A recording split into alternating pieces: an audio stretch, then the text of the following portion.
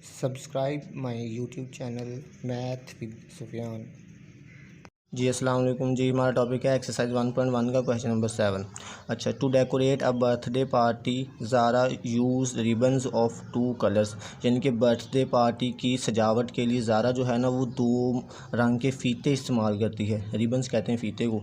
The length of the blue ribbon, जो blue नीले रंग का फ़ीता है उसकी लंबाई है 15 होल 2/3 मीटर है। The length of the green ribbon, जो ग्रीन रिबन है वो उसकी लंबाई कितनी है, वो है 4/5 times of the length of the blue ribbons. यानी कि वो 4/5 गुना है उसकी लंबाई जो है ना ब्लू रिबन्स की उसका। तो आपने बताना है कि what is the length of the green ribbon. तो आपने बताना है कि जो ग्रीन रिबन होगा उसकी लंबाई कितनी होगी। चलें देखते हैं। अच्छा जी, पहले है आपके पास लेंथ ऑफ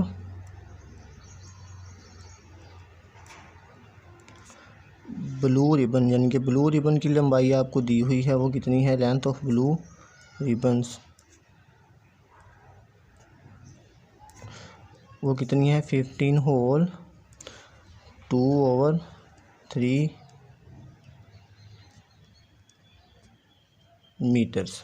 ठीक है, तो आपने पहले इस यानी कि 15 होल 2/3 को आपने, ये मिक्स फ्रैक्शन है, पीछे मैंने वीडियो में एक बताया था, तो इसको आपने इम्प्रॉपर फ्रैक्शन में कन्वर्ट करना है। यानी कि 15 को आपने 3 से मल्टीप्लाई करना है। इस तरह 15 × 3 तो क्या आएगा, 5 3 15, 3 के बाद 3 और 1 4, 45 में आपने 2 ऐड करना है तो 47 आ जाएगा, डिवाइड बाई 3 मीटर्स। ठीक है, ये 47 आ गया। अब ये है length of the blue ribbons. ठीक है, तो आपको दी हुई थी कि length of the green ribbon कितनी है, वो भी लिखते हैं। लेंथ ऑफ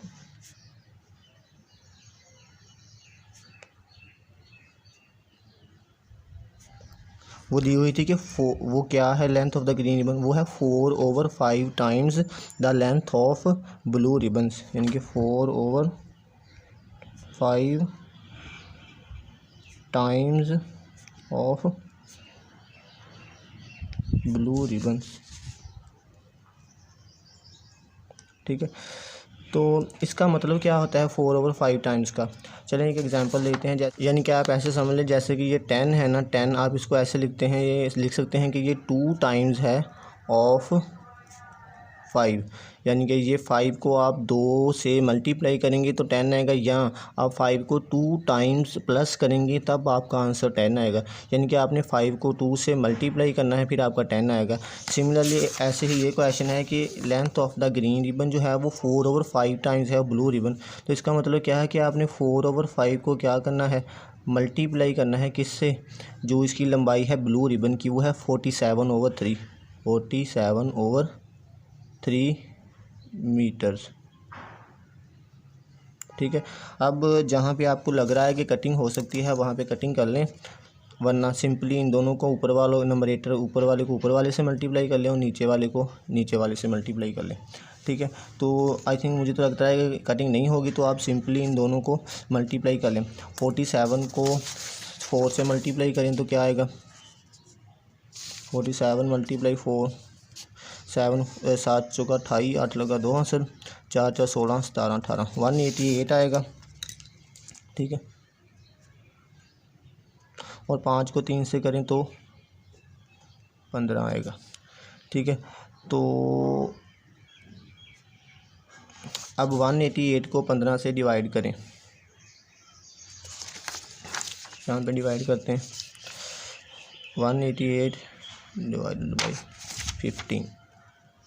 ठीक है, अब देखिए आपने डिजिट सेलेक्ट करने होते हैं, आपने पहले 2 डिजिट सेलेक्ट कर लिया, 15 जो है ये इससे छोटा है। ठीक है, तो आपने डिवाइड करना शुरू करना है, तो अब ये 1 से होगा, 15 को 1 से करें तो 15 आएगा। ठीक है, 8 में से 5 निकालें तो 3 आएगा। अब 3 छोटा है तो आपने ऊपर से 8 को उतार लेना है। ठीक है, अब दोबारा ये 15 को उस नंबर से मल्टीप्लाई करना है कि इसका आंसर 38 के इक्वल या उससे लेस आए। तो 15 को 2 से करूँ तो 30 आएगा, अगर मैं 15 को 3 से करूँगा 45 बढ़ जाएगा, तो मैं 15 को 2 से करूँगा तो आपका आंसर आएगा 30। इसको माइनस करें तो 8 बाकी बचेगा। ठीक है। तो अब आपने अशारिये में नहीं जाना, तो आपने कंप्लीट उसको बता देना है कि इसका आंसर क्या बनेगा, ठीक है। तो आप इसको ऐसे लिख सकते हैं, यानी कि ये जो डिवाइड करने के बाद आया ना, आप इसको ऐसे लिख सकते हैं। ऊपर जो होता है इसे कहते हैं कोशेंट,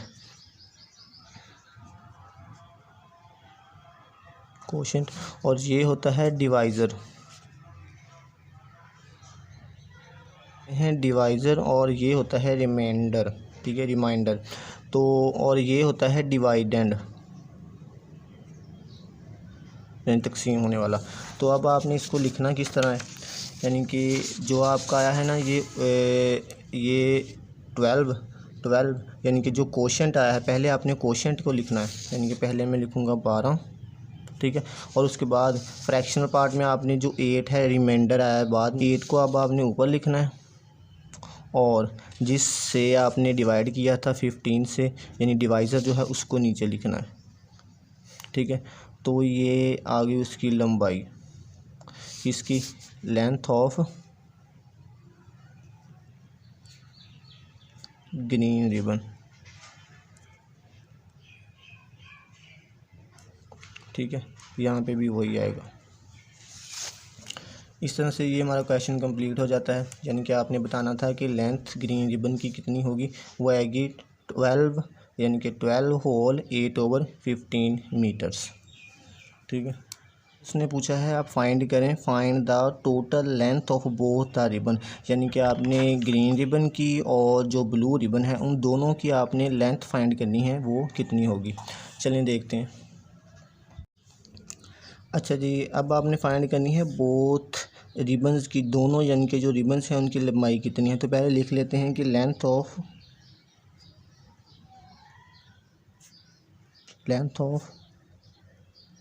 ब्लू रिबन्स वो कितनी थी, वो थी 15 whole 2/3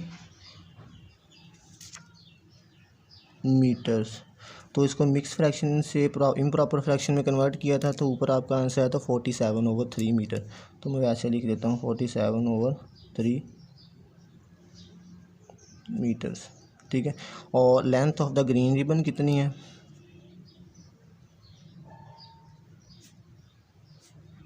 length of green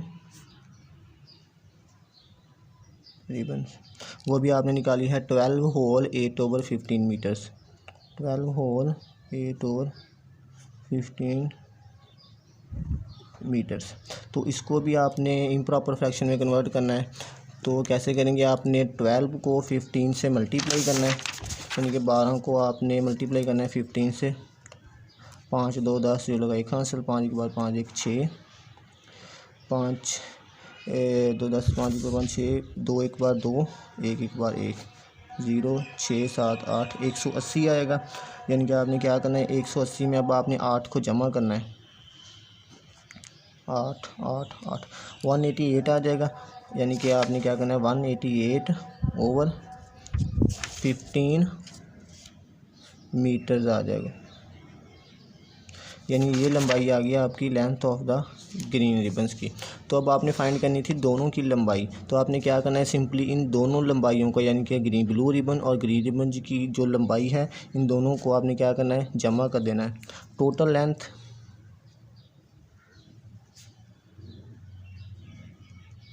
length of both ribbons वो क्या होगी, आपने 47/3, यानी कि ये ब्लू रिबन की लंबाई थी, प्लस इसमें करना है जो ग्रीन रिबन की लंबाई है 188/15, ठीक है। तो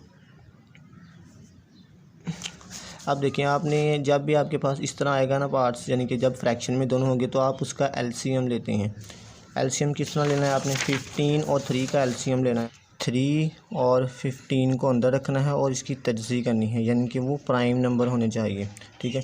तो पहला प्राइम नंबर जो है जो दोनों को डिवाइड करता है वो 3 है, तो 3 से करूँगा 3 1 3 और 3 को 15 से करूँगा तो 5 आएगा।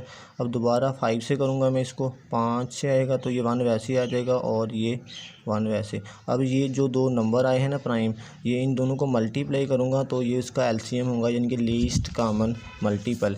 और एलसीएम होता है कॉमन और नॉन कॉमन, यानी कि 3 और 5 दोनों ही नॉन कॉमन है, तो इनको मल्टीप्लाई करूँगा तो 15 आएगा। 15 इन दोनों का एलसीएम होगा, ठीक है।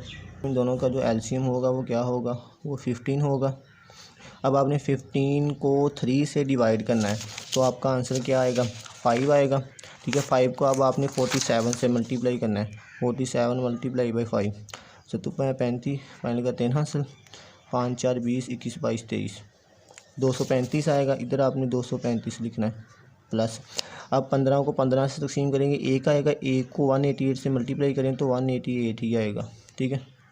अब 188 और 235 को जमा करें, 188 और 235, यानी 8 और 5 13, 3 लगा 1 हासिल, 8 और 3 11, 1 हासिल, इसमें ऐड करेंगे 12, 2 और 1 3, हो जाएंगे 1 हासिल ऐड करेंगे 4, यानी 423 हो गया। इसको आपने डिवाइड करना है अब 15 से, ठीक है, ये है। अच्छा जी, 423 को आपने अंदर रखना है और 15 से डिवाइड करना है। तो मैं पहले 2 डिजिट सेलेक्ट कर लेता हूँ, ठीक है। अब ये बड़े हैं तो मैं 15 को अब 2 से करूँगा, क्योंकि अगर मैं 3 से करूँगा तो ये 45 बढ़ जाएगा, ठीक है। तो 15 को 2 से करूँगा 30 आएगा।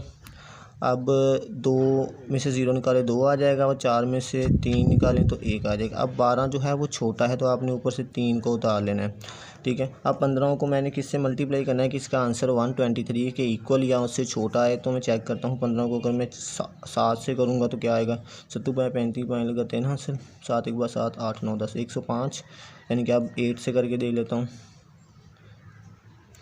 8 पॉइंट 40 0 का 4 हासिल, 8 एक बार 8 9 10 11 12 120, यानी करीब तरीन ये किससे होगा, 8 से होगा, तो ये आ जाएगा 120। अब इसको माइनस करें तो आपका बाकी क्या बचेगा, 3, ठीक है। तो अब आपने इसको लिखना किस तरह है, ठीक है। तो जैसे पहले लिखा था आपने, ये होता है कोशेंट, ठीक है, ये ऊपर वाला यानी कि 28 कोशेंट, और ये डिवाइज़र, और ये डिवाइडेंट, और ये रिमाइंडर। यानी कि आपने कोशेंट जो आया ऊपर उसको पहले लिखना है, 28 को पहले लिखना है, ठीक है। और उसके बाद 28 के बाद आपने लिखना है रिमाइंडर, रिमाइंडर 3 आ रहा है, इसको ऊपर लिखना है, और जिससे डिवाइड किया है आपने 15 उसको नीचे लिखना है, ठीक है। अगर कटिंग हो रही है तो आपने कर लेनी है। देखेंगे 3 इससे कट जाएगा तो 5 आ जाएगा, यानी आप इसको लिख सकते हैं 28 1/5 मीटर्स, यानी कि ये क्या आया, उसका टोटल लेंथ आ गई,